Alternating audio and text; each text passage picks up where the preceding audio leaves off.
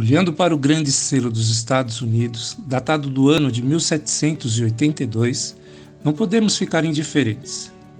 Este é, sem dúvida, o símbolo esotérico mais conhecido do mundo e hoje em dia costuma estar ligado a todo tipo de conspiração, dos Illuminatis, a chamada Nova Era, a Nova Ordem Mundial, a maçonaria, Clube Bilderberg, etc. Mas esse poderoso símbolo está realmente ligado a algum tipo de conspiração ou seu propósito é bem outro? Falaremos sobre esse tema nesse vídeo, o primeiro de uma série que vamos dedicar ao grande selo dos Estados Unidos. Bem-vindos! E não se esqueçam de se inscrever no canal e deixar o seu like e o seu comentário.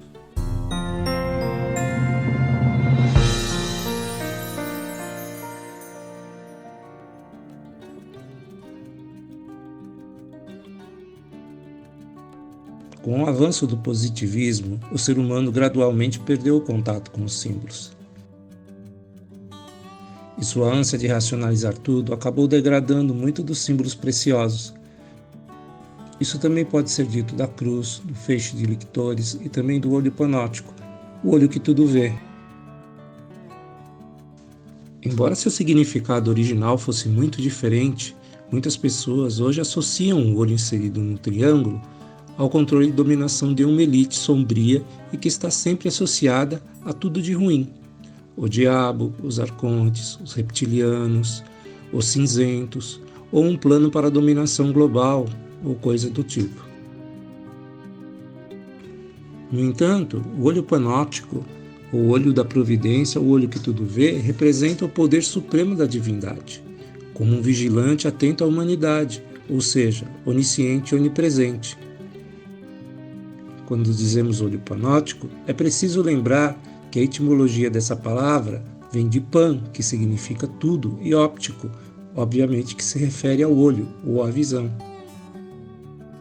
Esse olho tem uma característica interessante. Na maioria das representações, ele não tem pálpebras, ou seja, nunca se fecha, nunca dorme, está sempre ativo e vigilante. No judaísmo, essa visão divina aparece pela primeira vez nos Salmos, onde podemos ler: O Senhor está no seu santo templo, o Senhor tem o seu trono nos céus, seus olhos veem, suas pálpebras examinam os filhos dos homens. Salmo 11, verso 4. Os olhos do Senhor estão sobre os justos, seus ouvidos estão atentos ao seu clamor. Salmo 34, verso 15. Eis que os olhos do Senhor estão sobre os que o temem, sobre aqueles que esperam a sua misericórdia. Salmo 33, verso 18. Isso também aparece no livro de Sirach, o Eclesiástico, onde é dito: O que esse homem teme é que os demais o vejam, sem pensar que Deus pode ver tudo o que acontece neste mundo. Seus olhos penetram profundamente e iluminam mais do que o sol. Eclesiastes, capítulo 23, versículo 19. No Novo Testamento também encontramos referências a esta visão abrangente da divindade, mas a verdade é que este símbolo penetrou profundamente na tradição cristã e tornou-se um tema recorrente da arte renascentista, especialmente no final da Renascença, onde o olho costumava aparecer rodeado de raios luminosos, sem dúvida, tomando como inspiração as palavras de Eclesiastes, onde se diz: seus olhos brilham mais do que o sol. Em seguida, o olho foi inserido em um triângulo, uma óbvia alusão ao caráter trino da divindade segundo os cristãos, Pai, Filho e Espírito Santo. Segundo o Aurora Consurgens, tratado alquímico do século XV, no Pai está a eternidade, no Filho está a identidade, e no Espírito Santo está a participação na eternidade e identidade. E os três são um, a saber corpo, espírito e alma. Então, no número 3, é tudo perfeição.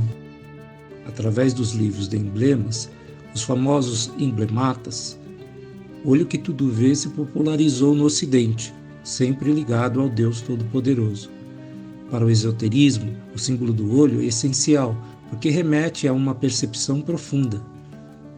De fato, esse marco crucial que chamamos de iniciação, iluminação ou despertar da consciência sempre esteve ligado ao terceiro olho, o olho do coração, o sensório interno, que sempre aparece abrindo, despertando, ou seja, passando de um estado de consciência desconectada da realidade para um estado superior, onde tudo pode ser apreciado a partir da unidade, sem as limitações dos sentidos. Por isso, o olho que tudo vê, relacionado com o uno e com a unidade, está ligado a cada um de nós. Assim como está em cima, está embaixo, e nos permite libertar-nos da visão dualista, separatista, para nos concentrarmos no que está além do óbvio, o eterno, o único, o verdadeiramente real, aqui e agora. O que isso significa? Que o olho panóptico, aquele que tudo vê, contempla tudo verdadeiramente em termos de unidade, apreciando sempre o todo e não as partes. Em outras palavras, é através deste olhar que a unidade na diversidade pode ser apreciada e compreendida. Por esta razão, este símbolo pode ser interpretado a partir do macrocósmico, o olho de Deus, ou do microcósmico, o olho de Deus em nós, o olho do coração. Por isso que se diz, quando se fala de iluminação, que o homem experimenta naquele momento crucial uma ampliação ou expansão da consciência. Em um antigo livro cristão de 1647, intitulado O Olho Invisível de Deus que Vê Tudo, de Matthews Newcomen, o autor diz que através deste olho todas as coisas estão nuas e abertas. Há até uma alusão neste texto aos 3 graus de conhecimento de Deus: ver, despir e abrir. A maçonaria, desenvolvida em um quadro cristão trinitário, adotou o olho panóptico como próprio e podemos encontrá-lo no selo pessoal do rito escocês de Robert Murray, o primeiro maçom especulativo conhecido por ter sido iniciado em 1641, ou seja, 5 anos após a iniciação do primeiro maçom especulativo na Inglaterra, Elias Ashmole. Posteriormente, o olho simbólico apareceu em várias obras de franco-maçons, como as de Fifield Assinger e as de William Preston. De fato, a primeira menção bibliográfica desta ligação entre a ordem maçônica e o olho é de 1797, no Masonic Monitor de Thomas Smith Webb. E ali podemos ler: embora nossos pensamentos, palavras e ações possam estar ocultos aos olhos do homem, ainda assim, aquele olho que tudo vê, a quem o sol, a lua e as estrelas obedecem, e sob cujos cuidados até os cometas fazem suas revoluções incessantes, permeia até os recantos mais íntimos do coração humano e nos recompensará de acordo com os nossos méritos. Nas representações maçônicas, o olho que tudo vê geralmente aparece entre o sol, positivo, masculino e ativo, e a lua, negativo, feminino e passivo, por qual são reforçados alguns conceitos que vimos antes. É sobre isto que René Guénon diz: o olho contido no triângulo não deve ser representado na forma de um olho comum, direito ou esquerdo, pois na realidade o sol e a lua correspondem respectivamente ao olho direito e ao olho esquerdo do homem universal, quando esse é idêntico ao macrocosmos. Para que esse simbolismo seja inteiramente correto, esse olho deve ser um olho frontal ou central, ou seja, um terceiro olho. E de fato, esse terceiro olho é aquele que vê tudo na perfeita simultaneidade do eterno presente. O aparecimento do olho da providência no grande selo dos Estados Unidos em 1782 não é acidental.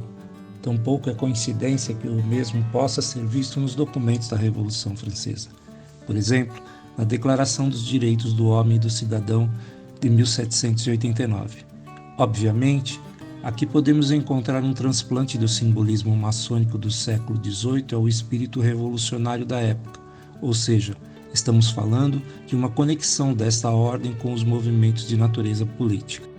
O maçom argentino Eduardo Calaey, em sua excelente obra O Mito da Revolução Maçônica, que recomendamos a todos aqueles que queiram se aprofundar nessas questões, fala de 2 maçonarias ou 2 correntes principais e diz: por um lado, aquela em que prevalece o aspecto espiritual, a busca interior, a transformação da consciência e o acesso ao conhecimento transcendente. E acrescentamos, esta é a maçonaria tradicional que se conecta com a tradição primordial, que está ligada ao conceito de retorno.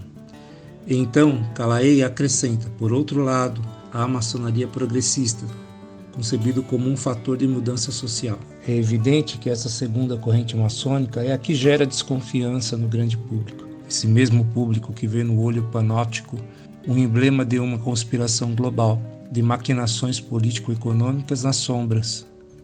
E agora resta nos perguntar, é correto vincular o olho panóptico a esse jogo de poder das sombras? Bem, por um lado podemos reclamar que o símbolo foi distorcido, mas por outro, temos que estar cientes que os símbolos são polissêmicos e que possuem muitas camadas e níveis de interpretação. Sobre isso, é muito interessante o que aponta o simbolista italiano Francesco Boer. Uma das interpretações mais difundidas da pirâmide com o olho, aqui está obviamente falando do grande selo, vê nela o emblema de conspiradores, o símbolo do seu poder oculto e suas maquinações.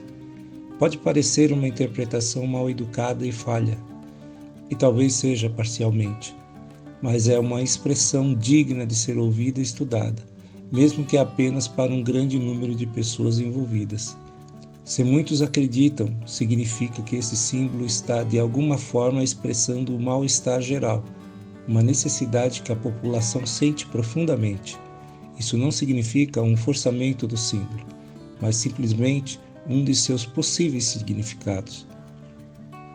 E assim, o olho não simboliza mais a onisciência divina, embora sempre represente uma forma de conhecimento. Aqui o significado se concentra no controle, na repressão. Nas teorias da conspiração, o olho no triângulo passa a ser o olho dos Illuminati.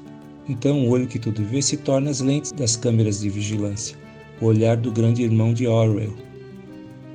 Esse assunto não termina aqui, e veremos outras conotações do olho que tudo vê. E sendo assim, deixo meus melhores desejos de paz profunda. E não se esqueçam de se inscrever no canal e deixar o seu comentário. Muito obrigado.